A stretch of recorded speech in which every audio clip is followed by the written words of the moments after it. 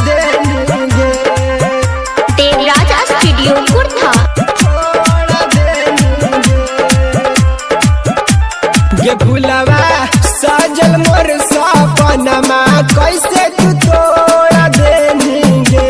गे पूजवा सजल मोर सपनमा कैसे तू तोड़ देंगे।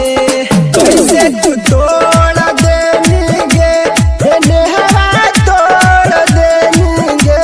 तो कैसे जीते जिंदगी हमारा आज तू छोड़ देंगे। गे सोनिया कैसे जीते जिंदगी आज तू छोड़ देंगे।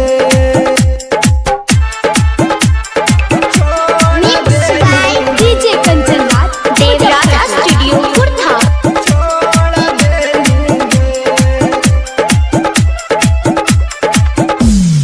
जब कैले हनी